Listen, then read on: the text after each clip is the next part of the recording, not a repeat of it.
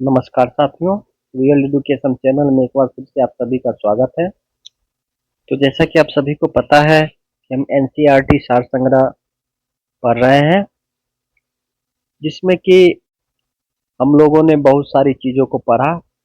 आगे हम चाहेंगे कि 1 से 2 क्लास में जो है इस पॉलिटी इंडिया भारतीय राज्य व्यवस्था को समाप्त कर दिया जाए और उससे आगे अब हम लोग भूगोल देखेंगे, ज्योग्राफी को देखेंगे।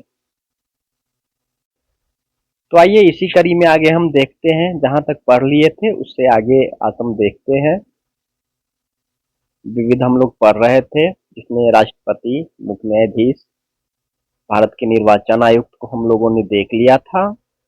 बस अब कुछ ही पेज इसमें बचे हुए हैं, जो कि 1 से 2 क्लास में हम लोग समाप्त कर देंगे। तो आइए देखते हैं भारत के प्रधानमंत्री को।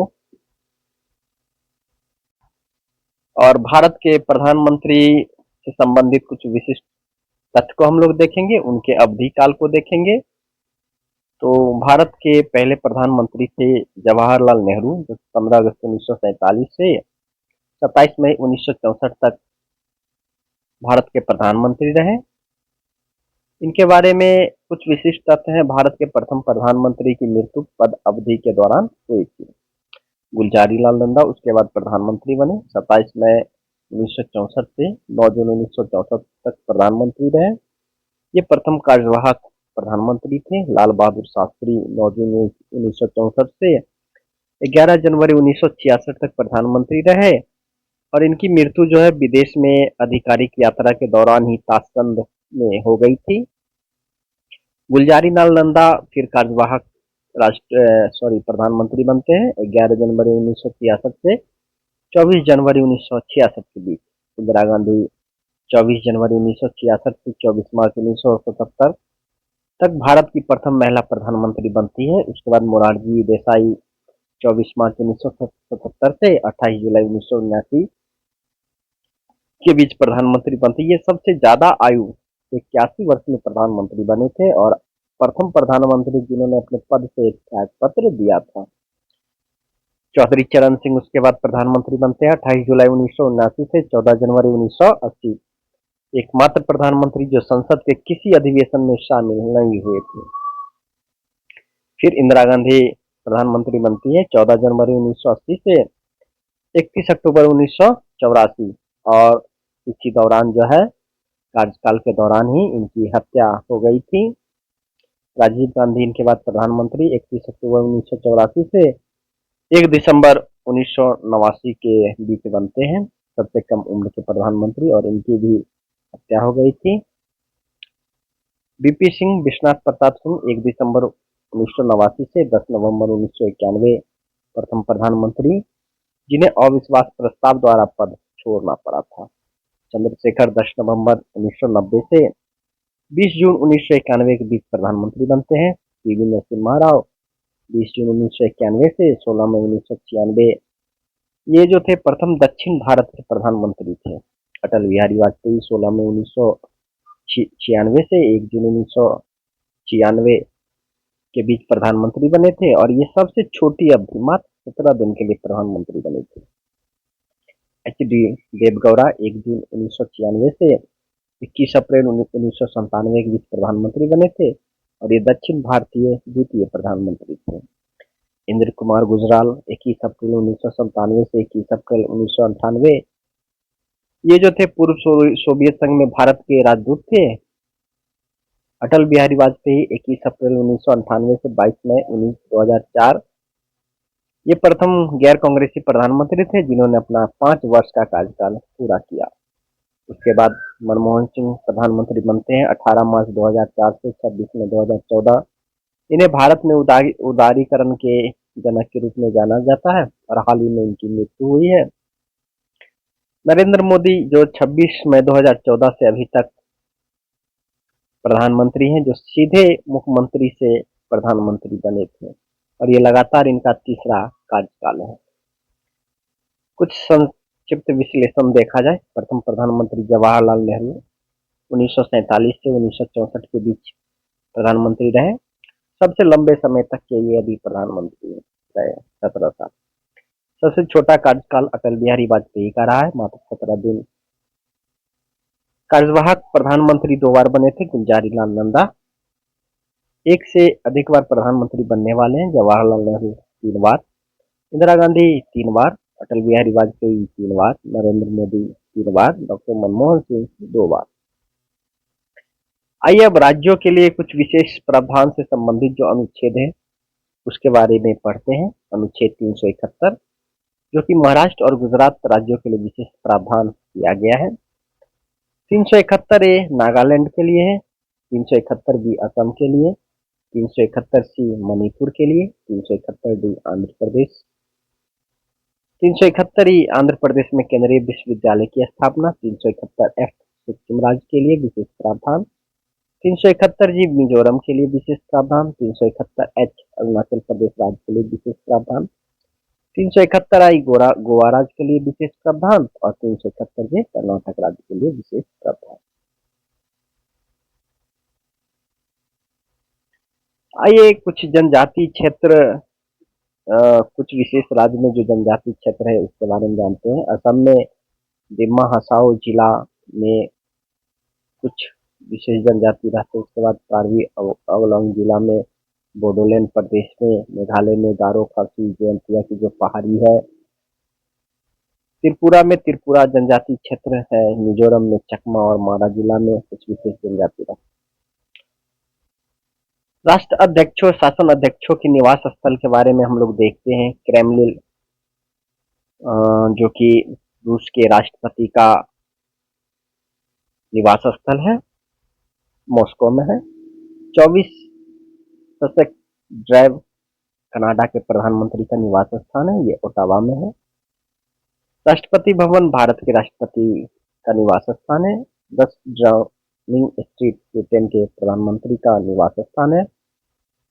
क्रीवेलिन पैलेस इटली के राष्ट्रपति का निवास स्थान है। लॉन पिनोस मैक्सिको के राष्ट्रपति का निवास स्थान है।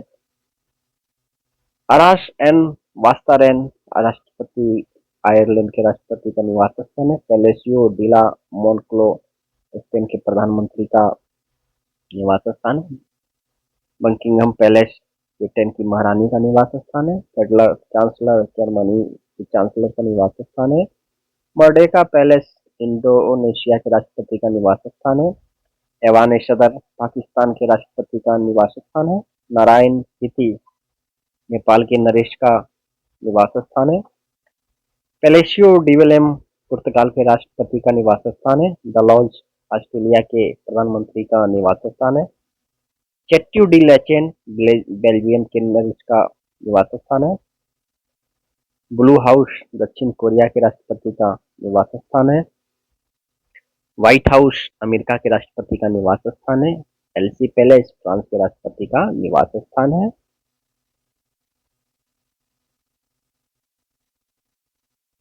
आइए कुछ नियामक निकाय रेगुलेटरी बॉडी जो होती है उसके स्थापना वर्ष को हम लोग देखते हैं और किस क्षेत्र के लिए ये है। जैसे हम लोग इरडा के बारे में जानते हैं, बीमा विनियामक एवं विकास प्राधिकरण,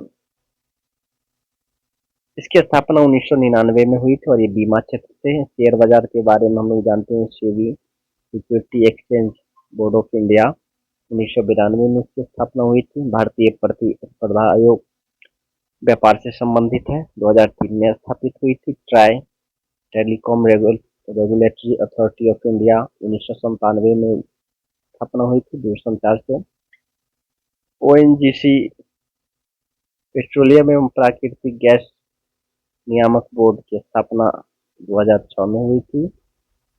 केंद्रीय विद्युत नियामक बोर्ड 2003 में विद्युत संबंधित है। परमाणु ऊर्जा नियामक बोर्ड 1983 में, पेंशन निधि नियामक एवं विकास प्राधिकरण 2003 में, हाउस रेगुलेटरी अथॉरिटी 2016 में आवास से संबंधित है। प्रसार भारती 1997 में रेडियो एवं दूरदर्शन से संबंधित है।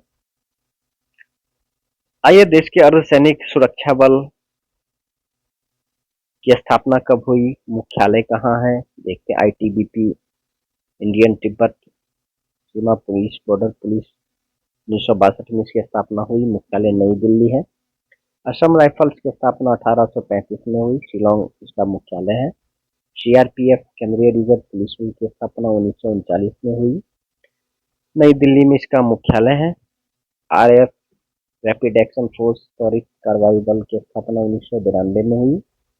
नई दिल्ली में इसका मुख्यालय है। एसएसबी सशस्त्र सीमा बल की स्थापना 1963 में हुई। नई दिल्ली में इसका मुख्यालय है। बीएसएफ बॉर्डर सिक्योरिटी फोर्स की स्थापना 1965 में हुई। नई दिल्ली में इसकी मुख्यालय है। सीआईएसएफ केंद्रीय औद्योगिक सुरक्षा बल की स्थापना 1969 में हुई। नई दिल्ली इसकी मुख्यालय है। एनएसजी नेशनल सिक्योरिटी गार्ड की स्थापना 1984 में हुई। नई दिल्ली में इसका मुख्यालय है। होमगार्ड की स्थापना 1946 में हुई। रेलवे सुरक्षा बल आरपीएफ की स्थापना 1957 में हुई। नई दिल्ली में इसका मुख्यालय है। विशेष सुरक्षा समूह का स्थापना नई दिल्ली 1988 में हुई। नई दिल्ली में इसका मुख्यालय है। मैरीन कमांडो फोर्स मार्कोस इसको कहा जाता है 1987 में इसकी स्थापना और इसका सम्मान नौसैनिक बल से है। एसपीजी का जो काम है वो प्रधानमंत्री या फिर पूर्व प्रधानमंत्री तथा उनके परिवार की सुरक्षा करना है। भारत में देश में आतंकवादी हमलों से सुरक्षा एनएसजी कमांडो करते हैं।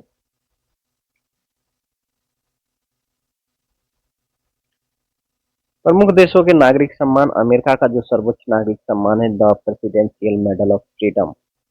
ब्रिटेन का सर्वोच्च नागरिक सम्मान जॉर्ज क्रॉस है। फ्रांस का सर्वोच्च नागरिक सम्मान द लियोजिंग डी ऑनर है। कनाडा का सर्वोच्च नागरिक सम्मान द ऑर्डर ऑफ मेरिट है। बेल्जियम का सर्वोच्च सम्मान ऑर्डर ऑफ द क्राउन है। मेक्सिको का सर्वोच्च नागरिक सम्मान the order of Aztec eagle है। जापान का सर्वोच्च नागरिक पुरस्कार order of the rising sun. आइए आगे देखते हैं प्रमुख संस्थाओं का सदस्य संख्या। संविधान सभा में का जब गठन हुआ था तो उस समय 389 सदस्य थे। 292 प्रांत से और 93 देशी रियासत से, 4 कमिश्नरी क्षेत्र से। स्वतंत्रता के बाद कुछ सदस्य पाकिस्तान में चले जाते हैं जिसके कारण सीटों की संख्या 299 रह गई। लोकसभा में अधिकतम सदस्य संख्या 552 सदस्य है। 530 राज्यों से और 20 केंद्र शासित प्रदेशों से। वर्तमान में 545 सीट है। शेष 7 सीट जो है यूके कश्मीर के लिए अधिकृत है। राज्यसभा में अधिकतम सदस्य संख्या 250 सदस्य हो सकते हैं। 238 राज्यों से और 12 राष्ट्रपति द्वारा मनोनीत किए जाते हैं। वर्तमान में 245 सदस्य। विधानसभा में किसी भी विधानसभा में अधिकतम 500 सदस्य हो सकते हैं। सर्वाधिक संख्या 404 उत्तर प्रदेश में है। 294 पश्चिम बंगाल और 288 महाराष्ट्र और बिहार में 245 सीटें विधानसभा की। न्यूनतम सदस्य संख्या विधानसभा के 60 सदस्य हो सकते हैं, लेकिन इसके अब बात भी है। 40 से कम जो सदस्य संख्या वाली विधानसभाएं हैं गोवा, मिजोरम, सिक्किम और पुडुचेरी। गोवा में 40, मिजोरम में 40, सिक्किम 32 और पुडुचेरी में 30 सीटें। विधान परिषद की जो अधिक सदस्य संख्या है वो किसी भी राज्य विधानसभा सदस्यों की 1/3 हो सकती है। विधान परिषद की जो न्यूनतम सदस्य संख्या है 40 सदस्य विधान परिषद वाले राज्य हैं उत्तर प्रदेश, बिहार, महाराष्ट्र, आंध्र प्रदेश, तेलंगाना, कर्नाटक। उच्चतम न्यायालय में कुल न्यायाधीशों की संख्या 34, एक मुख्य न्यायाधीश और 33 न्यायाधीश। लोकसभा में सर्वाधिक सदस्य संख्या वाला राज्य उत्तर प्रदेश, 80 सदस्य लोकसभा में। लोकसभा में न्यूनतम सदस्य संख्या वाले राज्य एक सदस्य मिजोरम, नागालैंड, सिक्किम एवं सभी केंद्र शासित प्रदेश। दिल्ली, दादर नगर हवेली, दमन दीव को छोड़कर का एक सदस्य। राज्यसभा में सर्वाधिक सदस्य संख्या वाला राज्य उत्तर प्रदेश है। राज्यसभा में न्यूनतम सदस्य संख्या वाले राज्य गोवा, नागालैंड, मणिपुर, त्रिपुरा, मेघालय, सिक्किम, मिजोरम, अरुणाचल प्रदेश, पुडुचेरी का एक सदस्य है राज्यसभा में। 8वीं अनुसूची में कुल 22 भाषा है। मूल संविधान में 14 भाषाएं थी। बाद में अलग अलग समय में इनमें अन्य भाषाएं भी शामिल की गई। जनपूर्ति के लिए आवश्यक सदस्य संख्या जो होती है चाहे वह लोकसभा चलाना हो, राज्यसभा, विधानसभा, विधान परिषद, कम से कम जो है सदन की कुल संख्या का 1/10 सदस्य हो, तभी जो है सदन चल सकता है। प्रमुख आयोग समितियां को हम लोग देखते हैं। सरदार स्वतंत्र समिति 42वें संविधान संशोधन 1976 द्वारा इसका गठन किया गया था, जिसमें मूल कर्तव्यों का समावेश किया गया था। सरकारी आयोग का गठन 1983 में किया गया था केंद्र राज्य संबंधों के लिए। धर आयोग 1947-48 में एसके धर की अध्यक्षता में किया गया था, जिसका मुख्य काम था राज्यों का पुनर्गठन भाषा के आधार पर नहीं होना चाहिए। जेबीटी, जो कि नाम से स्पष्ट है, जैसे जवाहरलाल नेहरू, विजय वल्लभ भाई पटेल और पीछे पट्टाभी सिद्धार्थ मैया। 1948 में इसका गठन किया गया था, जिसका मुख्य काम था राज्य का पुनर्गठन, देश की सुरक्षा, एकता और आर्थिक समृद्धि के आधार पर किया जाए। राज्य पुनर्गठन आयोग के अध्यक्ष फजल अली, हृदयनाथ कुंजरू और के.एम. पानिक्कर थे, जिनका गठन 1956 में किया गया था। इसका मुख्य उद्देश्य राज्यों के गठन के लिए भाषा को आधार बनाया गया और इसी के आधार पर राज्य पुनर्गठन अधिनियम बनाया गया। लोक लेखा समिति में कुल 22 सदस्य होते हैं, जिसमें 15 लोकसभा और 7 राज्यसभा से चुने जाते हैं। लोक लेखा समिति का जो मुख्य काम है वह भारत के लोक लेखा तथा CAG, comptroller and auditor general के प्रतिवेदन का निरीक्षण करना है। प्राक्कलन समिति में भी 30 सदस्य होते हैं और 30 लोकसभा से होते हैं। इसमें राज्यसभा का कोई भी सदस्य नहीं होता है। इसका मुख्य कार्य प्रशासनिक दक्षता एवं मितव्ययता बढ़ाने के लिए वैकल्पिक नीतियों का सुझाव तथा संसदीय प्राक्कलन के लिए सुझाव। संयुक्त संसदीय समिति, लोकसभा और राज्यसभा के सदस्य इसमें रहते हैं और यह एक सदस्य समिति। कोठारी आयोग का गठन 1976 में किया गया था। कोठारी आयोग का जो मुख्य उद्देश्य था वह भारतीय उच्च सिविल सर्विसेज में परीक्षा एवं भर्ती संबंधी नीतियां और विधि कैसे बनाया जाए। नियोगी आयोग 1946 में केसी नियोगी की अध्यक्षता में गठन किया गया था, जिसका मुख्य काम था आर्थिक नियोजन के लिए मंत्रिपरिषद के प्रति उत्तरदायी संगठन की अनुशंसा। बलवंत राय मेहता समिति का गठन 1956-57 में किया गया था और जिसका मुख्य उद्देश्य था त्रिस्तरीय पंचायती राज्यों में गठन की संस्कृति। वीएम ताराकुंडे समिति 1974 में इसका गठन किया गया था और इसका मुख्य उद्देश्य था मतदाता की आयु 21 वर्ष से घटाकर 18 वर्ष करना और चुनाव प्रचार में सरकारी धन एवं तंत्र का उपयोग न करना। पुंछी आयोग 2007 में इसका गठन किया गया था, जिसके अध्यक्ष मदन मोहन पुंछी थे। केंद्र राज्य संबंध में इसका विषय था। द्वितीय प्रशासनिक सुधार आयोग का गठन 2005 में एम वीरप्पा मोइली की अध्यक्षता में किया गया था। वीरप्पा मोइली ने 2009 में अपने अध्यक्ष पद से त्याग पत्र दे दिया। इसके बाद वी रामचंद्रन इसके अध्यक्ष बनाए गए थे।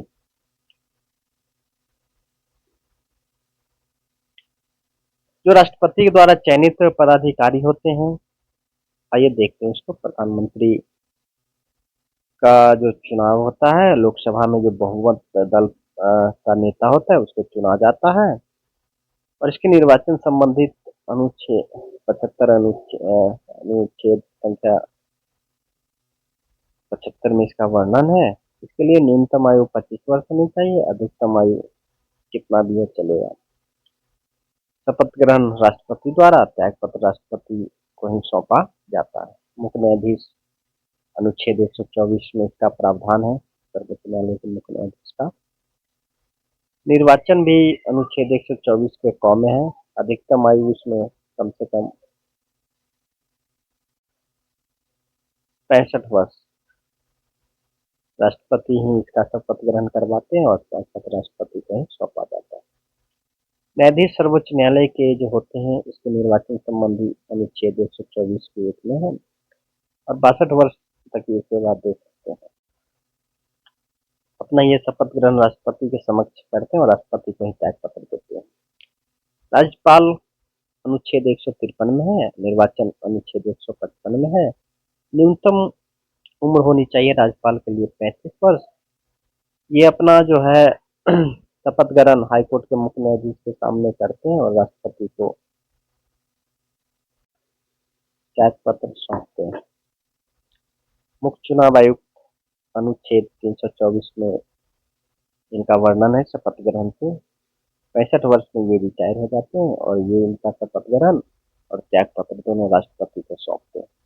महान्यायवादी अनुच्छेद 76 में है, अधिकतम आयु 65 वर्ष तक ये रह सकते हैं और राष्ट्रपति को ये त्याग पत्र सौंपते हैं। लोक सेवा आयोग के जो अध्यक्ष होते हैं इनका अनुच्छेद 315 में वर्णन है। इनका अधिकतम आयु 65 वर्ष तक ही ये सेवा दे सकते हैं और अपना त्याग पत्र राष्ट्रपति को सौंपते हैं। सदस्य लोक सेवा आयोग अनुच्छेद 315 में ही इनका वर्णन है। 65 वर्ष तक की सेवा में बने रह सकते हैं और ये अपना त्याग पत्र राष्ट्रपति को देते हैं। इन सबों का जो है सो शपथ ग्रहण नहीं होता है। अध्यक्ष वित्त आयोग अनुच्छेद 280 में है, 65 वर्ष तक ये सेवा दे सकते हैं और त्याग पत्र राष्ट्रपति को सौंपते हैं। उपाध्यक्ष नीति आयोग गैर संवैधानिक निकाय है। नीति आयोग प्रोटेम स्पीकर राष्ट्रपति के समक्ष अपना शपथ ग्रहण करते हैं। तो साथियों, आज का ये भारतीय संविधान, भारतीय राज्य व्यवस्था से संबंधित जो हम लोग मिसलेनियस विविध को पढ़ रहे हैं, हम लोग अंतिम कड़ी में है। इसके बाद एक और चैप्टर आएगा, उसके बाद हम लोगों का भारतीय संविधान खत्म हो जाएगा। इसके बाद हम लोग ज्योग्राफी भूगोल को देखेंगे। तो कृपया करके कैसा लगा कमेंट में जरूर बताइएगा और मेरे चैनल को लाइक शेयर सब्सक्राइब करना नहीं भूलिएगा। धन्यवाद।